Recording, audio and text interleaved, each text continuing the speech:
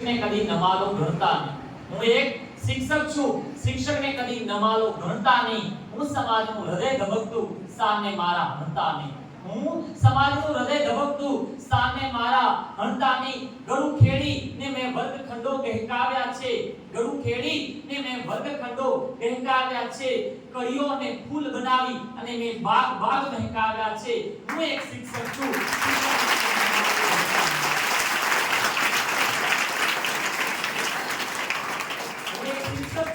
શિક્ષકને કદી નમાલો ગણતા નહીં। મેં વાવી છે વાતો સંસ્કાર સભ્યતાની, મોસમ હવે આ લણતા નહીં। મેં વાવી છે વાતો સંસ્કાર સભ્યતાની, મોસમ હવે આ લણતા નહીં। હા, હું હકતી વળતી કહું છું, સમાજ મારો ઋણી છે। હા, હું હકતી વળતી કહું છું, સમાજ મારો ઋણી છે। વેતન લઈ અને મેં વતન સાચવ્યું છે, શિક્ષકને કદી નમાલો ગણતા નહીં। વેતન લઈ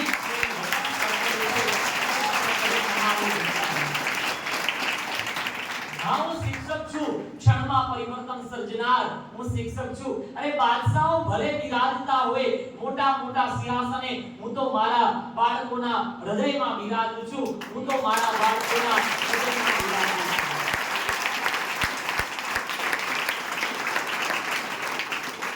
ગુજરાતી ભાષાના મૂર્ધન્ય કવિ ઉમાશંકર જોશીએ કહ્યું છે કે બાળકને જોઈને જે રીજે, રીજે બાળક જોઈ જેને। બાળકને જોઈને જે રીજે, રીજે બાળક જોઈ જેને। વત્સલ મૂરત સ્નેહલ સુરત, હૃદય હૃદયના વંદન તેને। વત્સલ મૂરત સ્નેહલ સુરત, હૃદય હૃદયના વંદન તેને। અર્થાત બાળકને જોઈ અને જે ખુશ થઈ જાય છે, જેને જોઈ અને બાળક ખુશ થઈ જાય છે, એવા શિક્ષકને ખરેખર હૃદયના વંદન છે। ગુજરાતી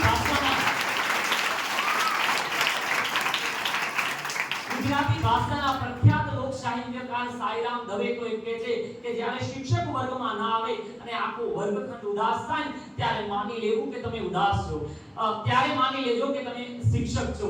પ્રાર્થનામાં શિક્ષકને ન જુએ અને બાળકને એમ થાય કે અરે આજે આ શિક્ષક ના આવ્યા, આજે મજા નહીં આવે, આવું જ્યારે બાળકને થાય ત્યારે માનવું કે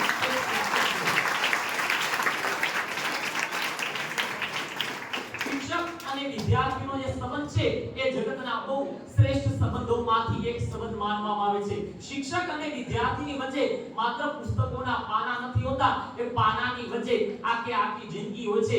એ પુસ્તકોની એક તરફ શિક્ષક હોય છે, બીજી તરફ વિદ્યાર્થી હોય છે, પરંતુ એ બંનેની વચ્ચે આખું એક જીવન છે। જગતમાં માં, બાપ અને એના પછીનું ત્રીજું સૌથી મહત્વનું પાત્ર એ શિક્ષકને કહેવામાં આવે છે।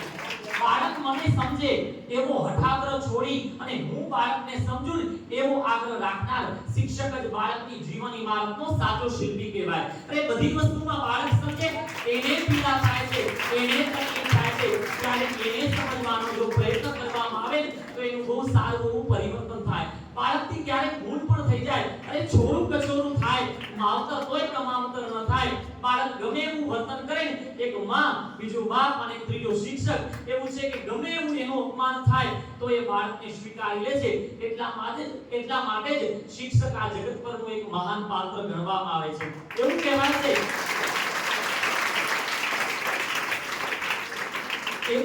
છે કે ડોક્ટર છે ને એની ભૂલ છે એ કબરમાં ચણાઈ જાય છે, એક વકીલ છે એની ભૂલ છે એ ફાઇલમાં લપેટાઈ જાય છે, એક એન્જિનિયર છે એની ભૂલ છે ઇમારતમાં ચણાઈ જાય છે, પણ એક શિક્ષકની ભૂલ હોય એ આખા સમાજમાં લપેટાઈ જાય છે। વિદ્યાર્થીનો જ્યારે નંબર આવે છે, વિદ્યાર્થી આગળ વધે છે, એમાં જો શિક્ષકનો ફાળો હોય તો વિદ્યાર્થી અવળા રસ્તે જાય છે, એમાં ચોક્કસ ફાળો શિક્ષકનો જ હોઈ શકે। જો એની સફળતામાં ભાગ પડાવવામાં આવે તો એની નિષ્ફળતામાં પણ આપણે ભાગ પડાવવો જ જોઈએ। સમાજમાં કદાચ એક ડોક્ટર ખરાબ બની જાય તો પોતાના જીવનકાળમાં 100-200 માણસોને વેલા યમના દ્વારે પહોંચાડી શકે છે, એનાથી વધારે સમાજનું કંઈ બગાડી શકતો નથી। કદાચ એક એન્જિનિયર ખરાબ બની જાય તો પોતાના જીવનકાળમાં થોડાક ભ્રષ્ટાચાર, થોડાક કૌભાંડ કરી અને એકાદ બે ઇમારત કે એકાદ બે પુલનું એ નષ્ટનું કારણ બની શકે અને થોડોક એવા માણસોનો એના કારણે જીવ જઈ શકે છે। એક વકીલ કદાચ ખોટો બની જાય તો એ પોતાના જીવનકાળમાં થોડું ઘણું સાચું ખોટું કરી અને અમુક જગ્યાએ ખોટું કરી શકે છે, પરંતુ એક શિક્ષક જો ખોટો બની જાય તો એ સમાજને 50 કે 100 વર્ષ સુધી પાછળ લઈ જવાની એનામાં તાકાત છે। એટલા માટે જ કહેવાય છે કે અને 1000 વર્ષોથી એક યુક્તિ કહેવામાં આવે છે ભારતમાં કે શિक्षक कभी साधारण नहीं होता, प्रलय को निर्माण ગોદને પલતે. શિક્ષક ધારે તો એ સમાજનું નિર્માણ પણ કરી શકે છે અને શિક્ષક ધારે તો એક સમાજના નાશનું કારણ પણ બની શકે છે. શિક્ષકના હાથમાં બહુ મોટી જવાબદારી છે. શિક્ષક ધારે તો બાળકને સ્વામી વિવેકાનંદ પણ બનાવી શકે છે અને શિક્ષક ધારે તો બાળકને હિટલર પણ બનાવી શકે છે. આ બધું શિક્ષકના હાથમાં છે.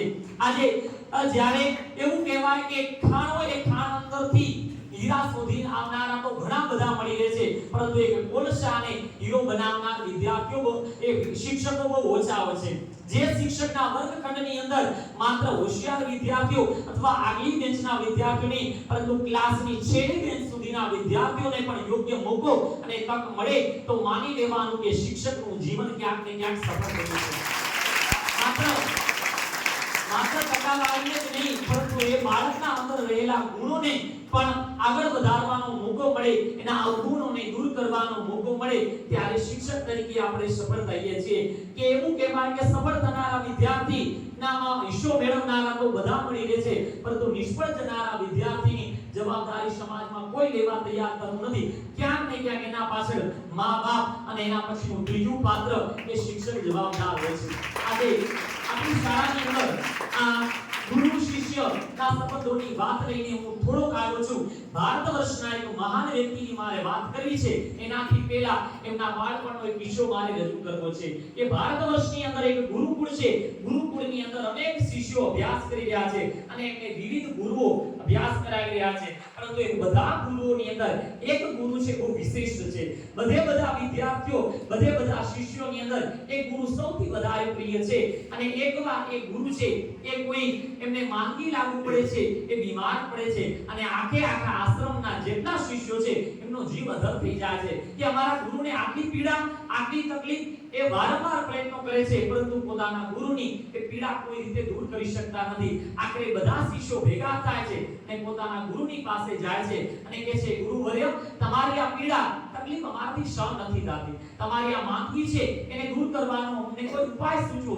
ત્યારે ગુરુ જવાબ આપતા શિષ્યોને કહે છે કે મારી જે માંદગી છે એને દૂર કરવાનો ઉપાય તો છે, પરંતુ એ ઉપાય લગભગ અસંભવ જેવો છે. જગતમાં કોઈ ન કરી શકે એવું એ કાર્ય છે, એટલે મારો હવે કદાચ જીવન ટકવાની કોઈ આશા નથી. પણ બધા શિષ્યો કહે છે, ના ગુરુજી, તમને અમે કોઈ રીતે જવાબ દેવા માંગતા નથી. તમે કહો, અમે અમારો જીવ આપી દેવા પણ તૈયાર કરશું, પણ તમારો જીવ બચાવશું. ત્યારે ગુરુજીએ કીધું કે મારી જે માંદગી છે, એ મારી જે બીમારી છે, એની અંદર એક ઔષધિ વપરાય અને ઔષધિની અંદર સિંહણનું દૂધ જોઈએ. જો કોઈ સિંહણનું દૂધ લઈ આવે તો જ કદાચ મારો જીવ બચાવી શકાય. હવે બધા શિષ્યો આઘાતમાં નાની ઉંમરના સિંહણનું દૂધ લાવવું કઈ શેરી વસ્તુ તો છે નહીં. ગાયનું દૂધ દોઈ લાવવું હોય તો કદાચ કોઈ દોઈ લાવે, પરંતુ સિંહણનું દૂધ દોઈ લાવવું કઈ શેરી વસ્તુ નથી. છતાં બધા શિષ્યોની અંદર એક શિષ્ય બધાથી અલગ પડતો હતો. એને કીધું કે મારા માટે મારું જીવન એ ગુરુ છો, એટલા માટે મારો જીવ આપવો પડે તો હું આપી દઈશ, પરંતુ મારા ગુરુજીના પ્રાણ તો હું કોઈ રીતે બચાવીશ. બીજા એના શિષ્યો મિત્રો કોઈને મદદ કરવા તૈયાર ન થયા. બધાએ ના પાડી દીધી કે આમાં તો જીવનું જોખમ છે. ગુરુ આપણને ગમે એટલા પ્રિય હોય તો પોતાનો જીવ તો આપણાથી ન દેવાય. પરંતુ એ સ્વાર્થી વિચારધારા એ શિષ્યની નહોતી. એ શિષ્ય રાતના સમયે મેઘલી આખી રાત હતી, ચારે બાજુ વાદળોનો ગડગડાટ, વીજળીના ચમકારા થતા હતા. એવા વખતે બાળક પોતાના હાથમાં સોનાનું પાત્ર લઈને નીકળ્યો, કેમ કે સિંહણનું દૂધ જેવા તેવા પાત્રમાં કોઈ ઝીલી પણ ન શકાય એવું તો સિંહણનું દૂધ હોય. અને આ બાજુ એ નાનો એવો જે શિષ્ય છે એ સોનાનું પાત્ર લઈ આવી મેઘલી રાતે વીજળીના ચમકારા, વાદળોના ગડગડાટ થાય છે એનામાં જઈ રહ્યો છે. અને અંધારી રાતે સિંહની જ્યાં બગોળ છે, સિંહની જ્યાં ગુફા છે, તેની પાસે આવીને ઊભો રહ્યો. સિંહ ત્યાં ઊભી છે અને આ તરત બાળક જાણે ગાય પાસે જાય એવી રીતના એ સિંહણના થાન પાસે જાય છે અને એક નાનું બાળક જેમ ગાયને દોવા લાગે એવી રીતે દોવા લાગે છે. સિંહણે જોયું કે આજ સુધી દરેક વ્યક્તિ મારાથી દૂર ભાગતા હતા, પણ આ બાળકને એ જોઈ તો મોહિત થઈ ગઈ હતી કે શું આ બાળકની હિંમત છે એના ઉપર હુમલો કરવાનો વિચાર ન કરી શકી અને બાળક જે છે એ સિંહણનું દૂધ જાણે એક ગાયનું બાળક દૂધ દોતું હોય એવી રીતે દૂધ દોઈ અને સિંહણનું દૂધ લઈ અને આશ્રમમાં આવે છે. આશ્રમમાં જ્યારે આવે છે ત્યારે તો ચારે બાજુનો જે કાર બોલાવી લેવામાં આવે છે અને એમના ગુરુ છે એની ઔષધિ દવા કરવામાં આવે છે અને એ સિંહણના દૂધની ઔષધિના કારણે ધીમે ધીમે એમના ગુરુની તબિયત છે સુધરવા લાગે છે. પોતાના શિષ્યને બોલાવે છે અને કહે છે, શિષ્ય, તારો જે ગુરુ પ્રેમ છે, તારી ગુરુ દક્ષિણા ખરેખર અજોડ છે. જગતમાં હું તને આજથી વચન આપું છું, વરદાન આપું છું કે જ્યાં સુધી સૂર્ય અને ચંદ્ર રહેશે ને ત્યાં સુધી આ જગતમાં તારું નામ રહેશે. યુગો યુગો સુધી લોકો તને યાદ કરશે અને તારા જેવો રાજા જગતમાં બહુ ઓછા થશે. તારું નામ છે યુગો યુગો સુધી પેલાતું રહેશે. એ ગુરુનું નામ હતું સમર્થ ગુરુ રામદાસ અને એના જે શિષ્ય છે જગત એને છત્રપતિ શિવાજી મહારાજના નામ આપે છે.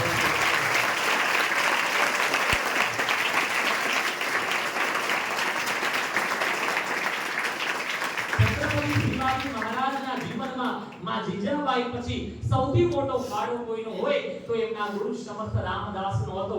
જે શિષ્ય આવો હોય એના ગુરુ પણ એટલા જ મહાન હોય અને સમર્થ ગુરુ રામદાસે છત્રપતિ શિવાજી મહારાજના જીવનનું માં જીજાબાઈ પછી બીજા નંબરે સૌથી વધારે ઘડતર કર્યું અને ભારત વર્ષના એ મહાન ગુરુ અને શિષ્ય આજે પણ યુગો યુગો સુધી ભારત વર્ષને પ્રેરણા આપી રહ્યા છે. આજે આ વ્યવસાયમાં આવ્યાને હજી માત્ર મને 2 વર્ષ જેટલો જ સમય થયો છે. હજી શિક્ષક બનવું તો બહુ દૂર છે. હજી તો અમુક વિદ્યાર્થીઓ સુધી પહોંચ્યા છીએ. એ વિદ્યાર્થીઓના હૈયા સુધી પહોંચવું તો હજી બહુ દૂરની વાત છે, પણ ધીરે ધીરે મને એટલો વિશ્વાસ છે કે એ કાર્ય તરફ હું આગળ વધી શકીશ. આજે શિક્ષક છે એ ભારત વર્ષમાં એક એવા સમાજનું નિર્માણ કરવાનું છે જેની અંદર સંસ્કાર અને સભ્યતા હોય. આપણી પાસે શિક્ષણ તો આવે છે પરંતુ સાથોસાથ સંસ્કાર અને સભ્યતા પણ એટલી જ જરૂરી છે. એ શિક્ષક એવું ભણતર તું ભણાવ, મારો ભવ્ય ભારત દેશ તું પાછો લાવ. એ શિક્ષક એવું ભણતર તું ભણાવ, મારો ભવ્ય ભારત દેશ તું પાછો લાવ. આચરણના નામે શૂન્ય ભાષે સૌ, શિક્ષાના સૌ વ્યાપારીઓ બની ગયા છે. એ શિક્ષક એવું ભણતર તું ભણાવ, મારો ભવ્ય ભારત દેશ તું પાછો લાવ. છેલ્લે મારી વાણીને વિરામ આપતા સૌથી વધારે હું કોઈનો આભારી હોઉં તો એ તમારા માતા પિતાનો આભારી છું કે તમારા માતા પિતાએ એમના જીવનની સૌથી શ્રેષ્ઠમાં શ્રેષ્ઠ કમાણી જે તમે એ અમારા હાથમાં સોંપી છે. એટલે તમારા માતા પિતાનો હું ઋણી છું કે એમણે એમના જીવનની સૌથી મોંઘેરી મૂડી અમારા જેવા શિક્ષકોના હાથમાં સોંપી છે. તમારા મા બાપોને તમારું વચન છે કે જ્યાં